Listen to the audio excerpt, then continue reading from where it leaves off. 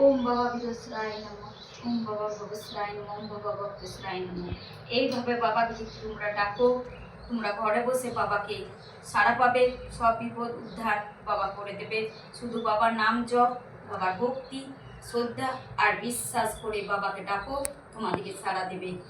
আমরা এই গ্রামে যে বীরেশ্বরের মন্দির, এই মন্দিরে মা চণ্ডী সর্বমঙ্গলা আখেতে আচরূপে শক্তিরূপে মা বিরাজ করে সিংহর উপরে বিরাজ করে।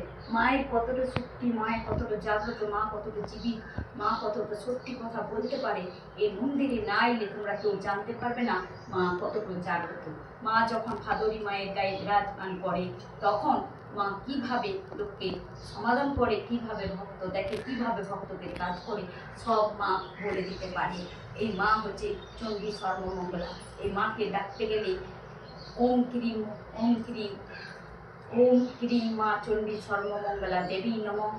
জয় মা চণ্ডী সর্বমঙ্গলা কালীর জয়, জয় মা ছিন্নমস্ত কালী শ্মশানবাসিনীর জয়।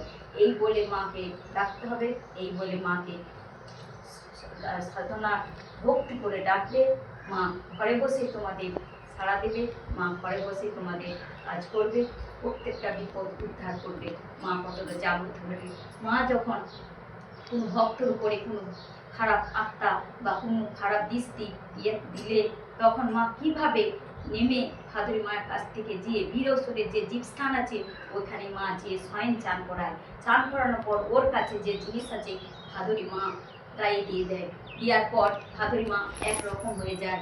তখন কেউ তাকে ছুতে পারে না, তাকে কেউ সামালতে পারে না। যতক্ষণ না মা ওর আমার কাছ থেকে মানে ভাদরী মায়ের কাছ থেকে জিনিস ছোট করাবে, ততক্ষণ ভাদরী মা সুস্থ হবে না। ছোট করানোর পর ভাদরী মাকে মা ঠিক স্বাভাবিক আবার করে দেয় আগেকার মতন। জয় মা চণ্ডী সর্বমঙ্গলার জয়, জয় মা চণ্ডী সর্বমঙ্গলা কালীর জয়, জয় মা ছিন্নমস্তা কালী শ্মশানবাসিনীর জয়।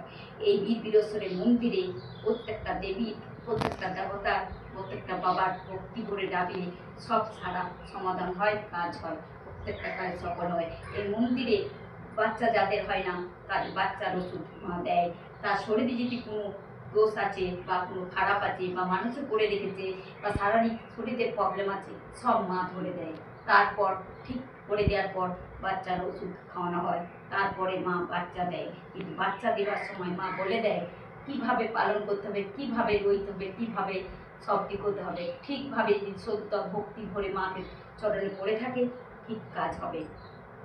আর মহামায়া মহাকালী এই মন্দিরে বিরাজমান করে, এই মন্দিরে প্রতিষ্ঠা হয়েছে। এই মন্দিরে আছে মা বাচ্চা ছেলে রূপে ঘুরে বেড়ায়, মা ছোট রূপে ঘুরে বেড়ায়। মহামায়া মহাকালী কৃষ্ণকালী মায়ের জয়, জয় তারাপীঠের তারা মায়ের জয় বলে মা প্রতিষ্ঠা হয়েছে। মাকে এইভাবে ভক্তি করে যদি কেউ ডাকো, মা ঠিক সাড়া দিবে, প্রত্যেকটা বিপদ উদ্ধার করে দিবে।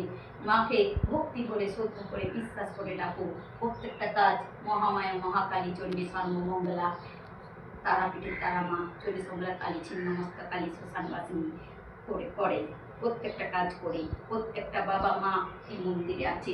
স্বামী স্ত্রীর ঝগড়া অশান্তি যদি লেগে থাকে, কেউ যদি বুঝতে না পারে, কেউ যদি মানুষও করে থাকে বা নিজেদের মনের চিন্তা বা দুঃখ কোনো থাকে, মা সব বলে দিতে পারে। এটা মা বাবার ক্ষমতা আছে। কোনো ঘরে বাস্তব ডিপের কোনো প্রবলেম যদি থাকে বা কিছু থাকে, শারীরিক শরীর নিয়ে যদি কেউ ভোগ করে, সেটাও মা বাবা বলে দিতে পারে, সেটাও ঠিক হয়। এই বীরেশ্বরের মন্দিরে এমনই অলৌকিক ঘটনা আছে যে কেউ কোনো যদি জানতে না পারে, এইখানে জানতে পারা যায় বা বুঝতে পারা যায়। কিন্তু মায়ের মন্দিরে যখনই আসবে, সব বিশ্বাস ভক্তি আর ধৈর্য নিয়ে আসবে। মন্দিরে যখন প্রবেশ করবে, সব কিছু উজাড় করে মন প্রাণ দিয়ে মা বাবার চরণকে আসবে, তোমাদের কাজ সফল হবে। মা বাবা কিভাবে কাজ করে এই মন্দিরে না এলে কেউ জানতে পারে না। জয় বাবা বীরেশ্বরের জয়, জয় মা চণ্ডী সর্বমঙ্গলার জয়, জয় মহামায়া মহাকালীর জয়।